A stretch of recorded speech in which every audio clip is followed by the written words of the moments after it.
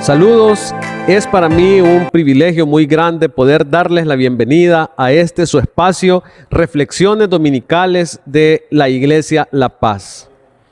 El tema que estaremos reflexionando en esta hora es la voluntad de Dios para nuestras vidas.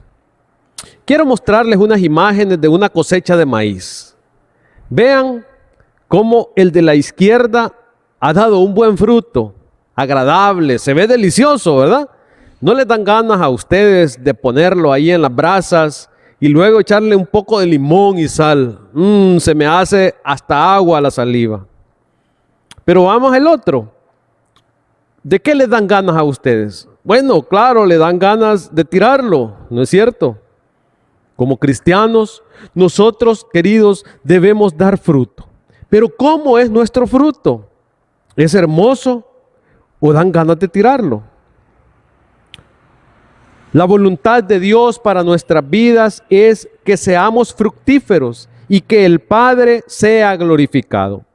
Esto ocurre únicamente cuando estamos unidos a Jesús. Vamos a leer Juan capítulo 15 del versículo 5, 6 y 7. Y dice de la siguiente manera: Yo soy la vid y ustedes son las ramas. El que permanece en mí, como yo en él, dará mucho fruto. Separados de mí no pueden ustedes hacer nada. El que no permanece en mí es desechado y se seca. Como las ramas que se recogen, se arrojan al fuego y se queman. Si permanecen en mí y mis palabras permanecen en ustedes, pidan lo que quieran y se les concederá. Vamos a estar analizando del versículo 1 al 10. Y aquí encontramos del Evangelio de Juan unos principios muy importantes. El primer principio que encontramos en esta preciosa porción es que la voluntad de Dios es que demos fruto. Y por eso es que el Padre nos limpia. Jesús, como en otras ocasiones, elabora en este pasaje figuras e ideas que eran parte de la herencia religiosa del pueblo judío, de la nación judía. Una y otra vez en el Antiguo Testamento, Israel se representa como la viña de Dios. Es más, la vid había llegado a ser tan importante en la cultura israelita que para la época de los macabeos, en una parte de las monedas que se distribuían en esa época, había plasmada una vid ahí. Pero había algo más en el templo en el cual se desarrolló la historia de nuestro Señor Jesús. Allí en el lugar santo había una gran vid hecha de oro incrustada en la pared. Entonces, la vid en esa época era un sinónimo de Israel. Pero aquí observamos a Jesús que Él se llama a sí mismo la vid verdadera, la auténtica vid. Entonces, lo que aquí Jesús establece es que el verdadero camino a la salvación de Dios no es tener sangre judía, no es hacerse judío, sino tener fe en Jesucristo. Veamos entonces el versículo 1. El Señor Jesús dice: Yo soy la vid verdadera y mi Padre es el labrador. Los discípulos debieron haber comprendido perfectamente qué es lo que el Señor les estaba diciendo cuando se refiere a sí mismo como la vid verdadera. Yo soy. Ellos, no cabe duda, que han de haber pensado en aquel momento de la historia en la cual el Señor envía a Moisés a rescatar a su pueblo Israel de la esclavitud de Egipto, y cuando Moisés le pregunta, y cuando allá los ancianos, las personas que están en Egipto me pregunten quién me ha enviado, ¿qué les digo? Y el Señor les dice: les vas a decir yo soy me envió a ustedes. Entonces, cuando el Señor Jesús dice yo soy la vid verdadera, está afirmando su deidad. Pero vean lo que continúa en el versículo 2. Toda rama que en mí no da fruto, la corta. Pero toda rama que da fruto, la poda, para que dé más fruto todavía. Y el versículo 3. Ustedes ya están limpios por la palabra que les he comunicado. El Señor Jesús les está diciendo aquí entonces a sus discípulos que el agente purificador es la palabra de Dios. Y esa limpieza que el Señor hace por medio de su palabra tenía dos acciones. La primera es que había una acción de cortar y la segunda era una acción de podar. Y eso es lo que acabamos de ver aquí en el versículo 2.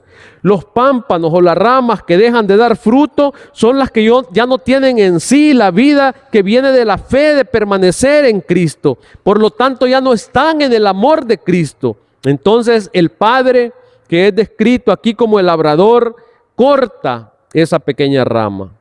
Por eso es que dice el versículo 2, toda rama que en mí no da fruto, la corta, porque el Señor está limpiando con su palabra también a la vid para que pueda dar fruto. Pero hay otra acción y es la acción de podar. Pero toda rama que da fruto, la poda para que dé más todavía. Los pámpanos que dan fruto son los que tienen vida debido a su fe permanente en Cristo y a su amor por Él. Es decir, Él quita de la vida de ellos cualquier cosa que los desvíe o impida que entre en ellos la corriente de la vida que fluye en Cristo. Recuerdo que cuando era un muchacho, mi padre tenía una pequeñita finca, muy pequeña, como de unos 1000 metros cuadrados. Allí habían arbustos, algunos arbustos de café cuando mi padre compró esa pequeña finca. Y es interesante ver que cuando nosotros llegamos por primera vez, ahí estaba muy arruinada la finquita y no daba cosecha. Y él comenzó a cuidarla y a podarla. Él me decía, me mostraba cómo hacer. Me llamaba, tenía una tijera y me decía, mira, esta ramita es imposible que dé fruto. Al contrario, le está chupando la savia que le puede servir a esta otra que sí va a dar café. Y la cortaba exactamente en la propia raíz, del propio tronquito, a modo de no dejar nada. Pero las otras que él decía, esta sí puede dar.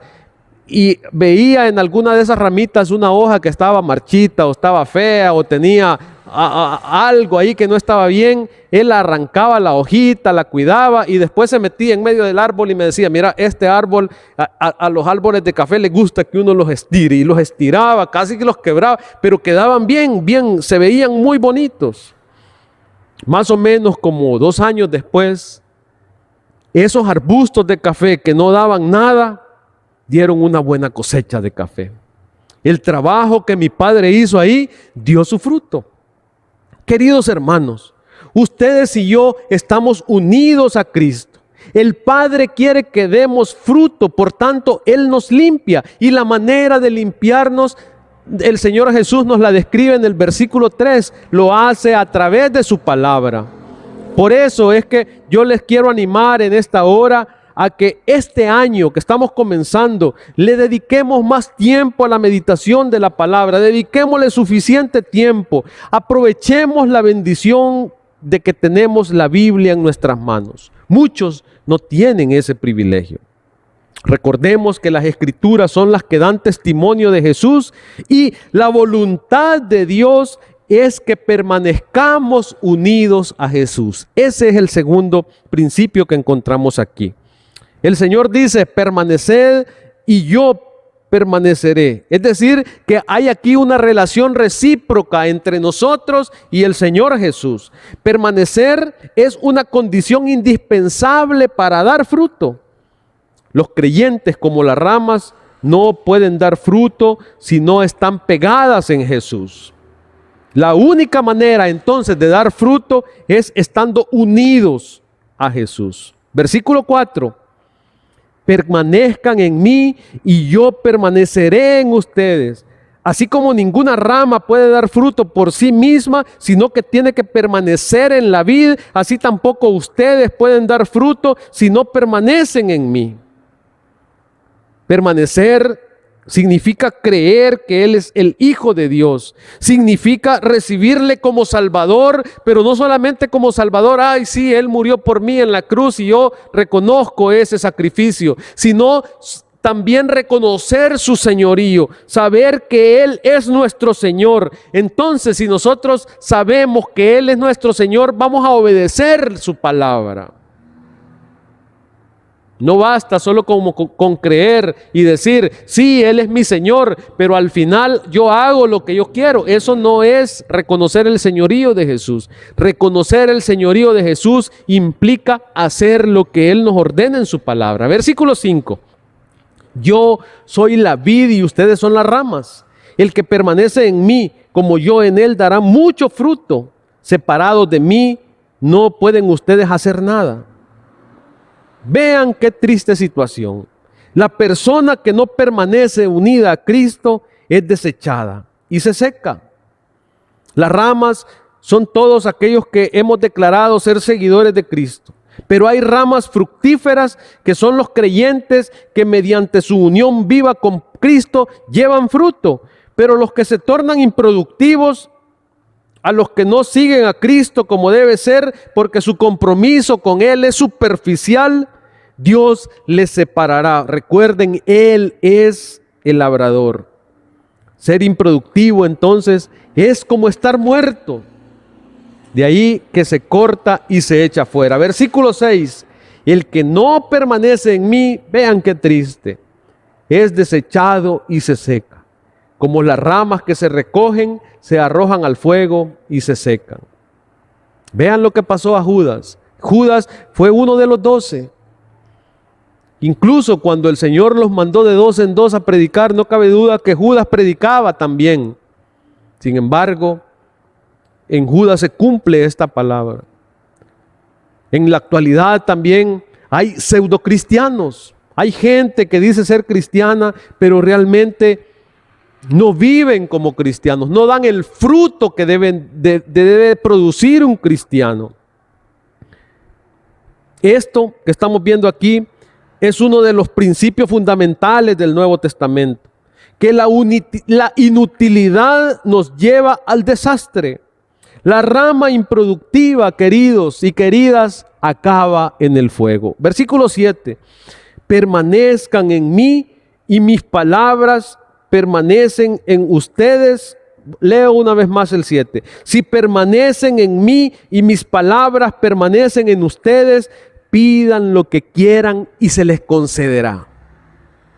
Aquí encontramos que el secreto de la oración contestada es permanecer en Cristo.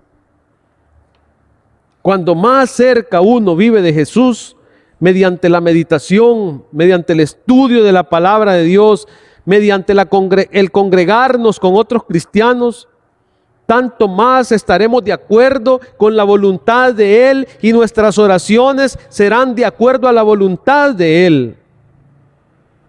Por tanto, nuestras oraciones y nuestras peticiones serán eficaces. La pregunta es, ¿pedimos conforme a la voluntad de Dios o pedimos de acuerdo a nuestros caprichos? Y aquí podemos encontrar la respuesta a esa pregunta que quizás nos hemos hecho más de alguna vez. ¿Por qué el Señor no me escucha? ¿Por qué el Señor no me responde? Bueno, ¿será que estamos pidiendo cosas no conforme a la voluntad de Dios, sino conforme a nuestros caprichos? Aunque también es muy interesante hacer un análisis en nuestra vida, si parte de esas no respuestas contestadas a nuestras peticiones está de por medio nuestra permanencia en Cristo. ¿Estamos permaneciendo en Cristo? Hay una fruta que se llama calamundi. Aquí tengo una ramita que la corté hace como unas 5 semanas del arbolito. Y vean ustedes cómo se ha secado. Ya no da fruto.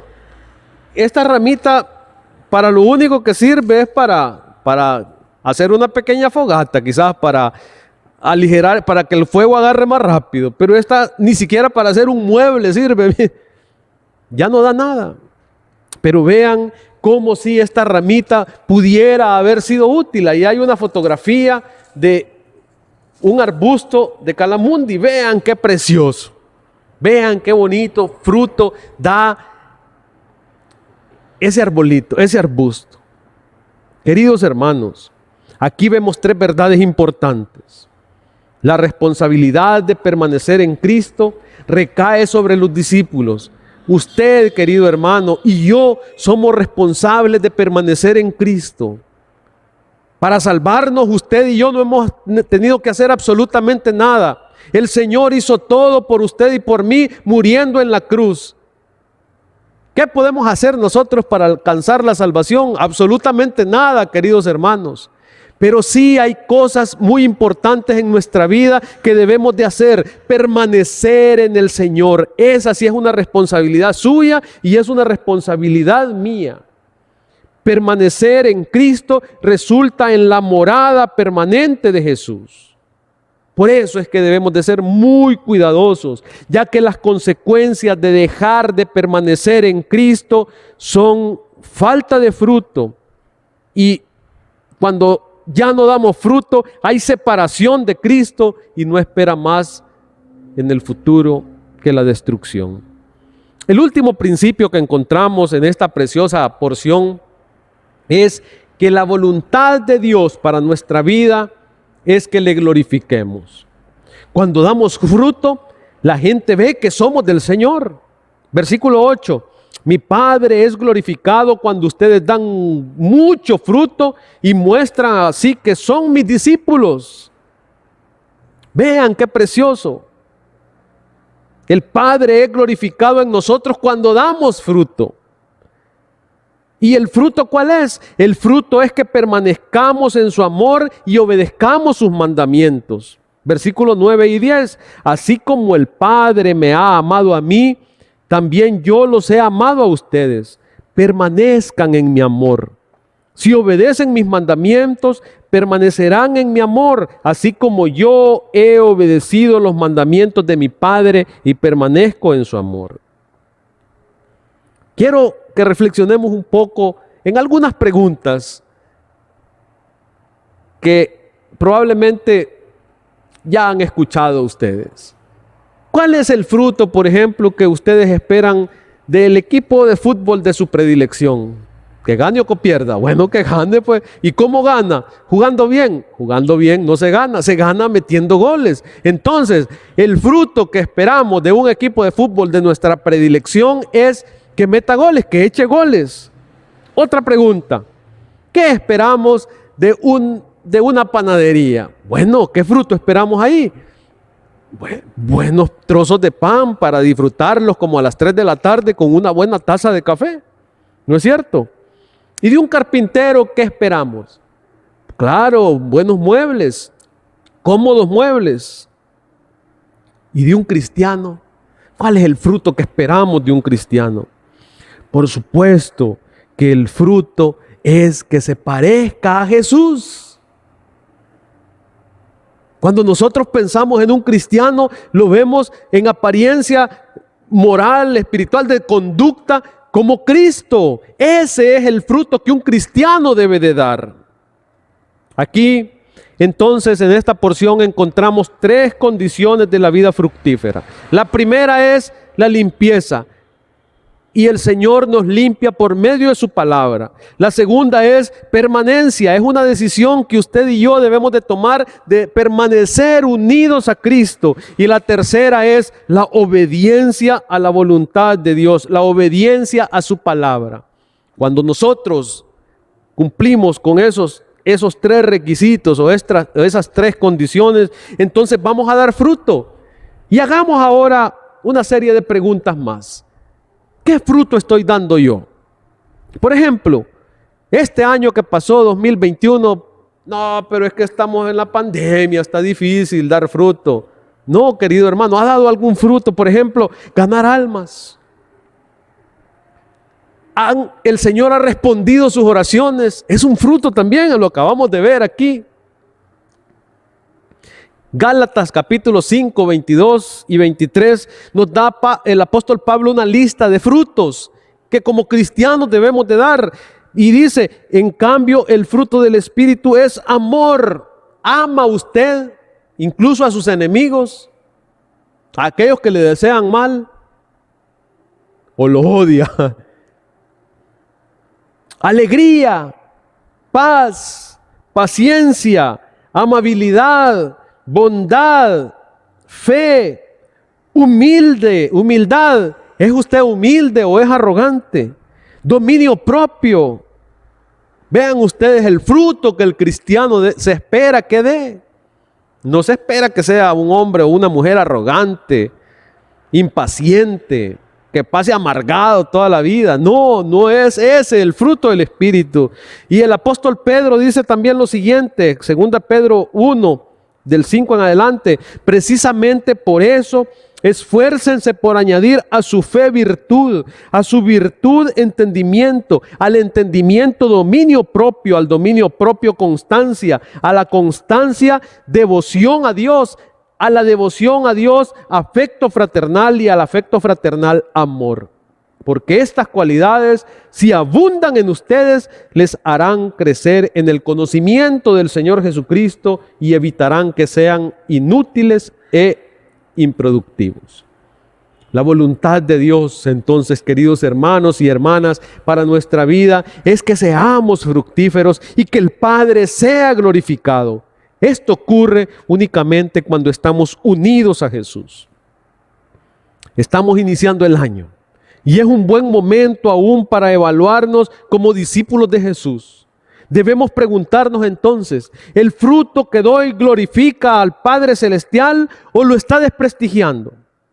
Si la respuesta es que glorificamos al Padre con nuestra vida, o bien puede ser que no es el fruto que estamos dando el que agrada y glorifica al Señor, pero sí es importante comprometernos a que este año vamos a permanecer unidos a Cristo y dedicaremos tiempo a la meditación de su palabra, a la oración, a congregarnos con el fin de que la gente que nos rodea pueda glorificar a Dios nuestro Padre y que sepan que somos sus discípulos. Vamos a orar. Padre, te alabamos por tu palabra. Gracias porque en tu amor y en tu bondad tú nos has injertado en nuestro Señor Jesucristo. Y el propósito de esa obra maravillosa que has hecho en nosotros, que nos has hecho hijos tuyos, es para que demos fruto, para que glorifiquemos el nombre de nuestro Dios mediante nuestra vida y para que las personas puedan sentir el amor de Cristo a través de nosotros. Gracias, Señor, por que nos permite reflexionar este domingo en tu palabra. En el nombre de Jesús, amén. Ha sido una bendición poder compartir esta pequeña reflexión con ustedes. Esperamos que sea de gran bendición y de gran provecho para su vida espiritual. Y si Dios permite, nos estaremos viendo el próximo domingo. Que el Señor les bendiga.